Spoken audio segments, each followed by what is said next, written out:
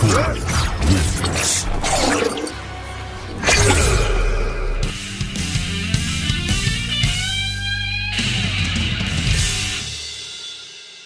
Kombat Legends Scorpion's Revenge. Hanzo Hasashi loses his clan and his family and is given the chance to compete in an interdimensional tournament to save his loved ones while others fight to try and save Earth Realm from Annihilation. Directed by Eric Spaulding and written by Jeremy Adams and based on the character's video game By Ed Boon, starring Jennifer Carpenter as Sonya Blade and Patrick Seitz as Hanzo Hasashi. And just again, before we jump into this review, make sure you're subscribed, turn on your post notifications on, click that bell. There is a whole variety of content on this channel. Now, with all that being said, what did I think of Scorpion's Revenge? This movie kicks off, and I liked the hidden subtext exposition about, in the very beginning of the movie, about what is it to be a scorpion, you know, in its resilience and its determination, and what does that creature ultimately mean to Hanzo. And so we kind of go on from that point, and I could not believe my eyes when this movie decided, okay, we are going to get into the conflict of the narrative of this story. And all I can say is, do you guys remember playing X-Men Origins Wolverine on PS3 and remembering just how bombastic and barbaric and violent that was? Take that element of that game and take it with a little bit, and take it with the ethos and the mythos of a Mortal Kombat folklore. That's what you get. And man, when the action kicked in, I was like, shit. As a matter of fact, I had to rewind it to the very point action started in this movie, and the action kicks off within 90 minutes of this story. It's absolutely insane. It takes, the pacing is brilliant. It takes no time unraveling or unwinding. The pace never feels off. So good job to the movie on that front. And one thing that I was pleasantly surprised to hear about in this movie was to hear that Jennifer Carpenter was voice acting as Sonya Blade. I didn't think that when watching it, and I've seen a lot of movies with Jennifer Carpenter, and not for 1 second did I think it was her as Sonya Blade.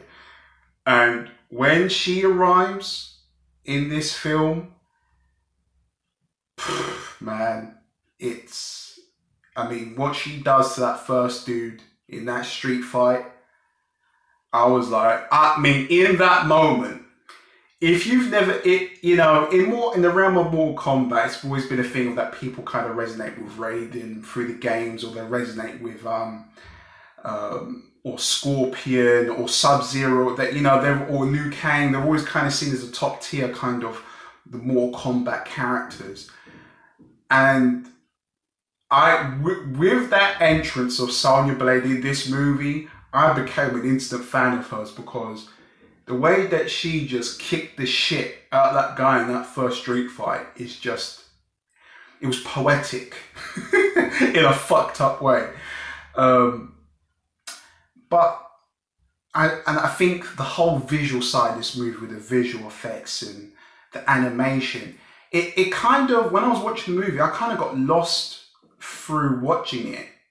And I got lost by the assumption that I was watching an animation. It felt like a live action movie, just because the way it feels so crisp, the punches, the kicks, the movement. There's nothing about it that feels staccato about the movie. Sometimes you can feel that way with an animation, where you can't really have that gravitational pull towards a character, because you know you're not really watching something that is presumed as real. But the animation is so fluid that, you know, you don't look at it as any different to any other live action movie that's portrayed of of reality.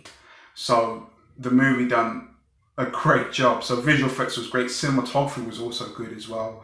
I was also pleasantly surprised of where they took Johnny Cage's character. And this is an interpretation of Johnny Cage that people will not be used to seeing, especially if you see how it's personified in the games. And the way that this movie takes Johnny Cage in this direction. In the beginning, you're like, oh my, well, I've never seen him like this, but in a way, it kind of makes sense, you know? And he's got quipping catchphrases, he's quick on the spot, he's funny, he's sarcastic. All of the elements of what Johnny Cage is being written really well and personified in this movie. In terms of writing for our protagonist, I can see that they created a very significant character arc with Hanzo Hasashi, which you can, you know, the classic thing of ask the question, what is it that he wants, or what is it that he really needs? And they asked that question with him, which was glad to see the movie throw that to the audience. But in terms of what his character development is, it's there. It's there because he's almost, you know, he's that character that kind of sits on the picket fence between, you know, do I go with NetherRealm or do I go with Earth Realm? Because it's like his soul is, you know, if you've watched the movie, you know what I'm talking about. And I also thought there could have been one moment where the movie could have gone into him being unlikable at the point of an understandable decision, when it gets to a point when he meets our other protagonists within the story. I felt that they could have pushed the envelope in that moment, but it kind of came a third person exposition dump a little bit between those characters. I also think that the way they explored the interdimensional tournament of what, or you know, between Earth Realm, NetherRealm, was an outworld. It was all explained really well, and it explained all the different factions really well. I mean, if you thought that they were explained well in the video games, I think the movie does justice to these characters and the folklore of Mortal Kombat, and does it really well. And also, this is not because a lot of people resonate with this movie and think that it's an origin story. For Scorpion, I would say it's an origin story for Scorpion, but I wouldn't say it's an origin story for Hanzo. I still think that's an element of the character that maybe we haven't yet explored, you know, like the movie didn't really explore the Lin Kuei or what Scorpion's faction is. It didn't go too much of the folklore or mythos about the two clans. It just was, you know, we'll create them as three-dimensional, we'll give them a character arc, and then we'll go head on in with the conflict of the story. But man, I had a really enjoyable time, and I'll be giving Mortal Kombat Legends Scorpion's Revenge, I'll give it 7.5. I really enjoyed it. It's gruesome.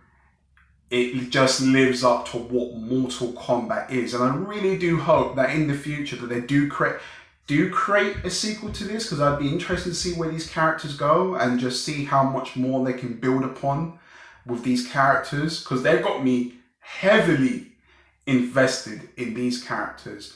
And also, I think with Mortal Kombat Legends Scorpion's Revenge, you can get this movie on Google Play Store. You can even buy it on YouTube, and you can buy the movie on Amazon Prime Video. So, they're all priced at £5. And look, it's worth, if you and your friends want to sit down and just watch a white knuckle tear up, this is the movie for you. So guys, click here if you want to see my most recent uploads. A like rating is always appreciated, and I'll see you in the next video.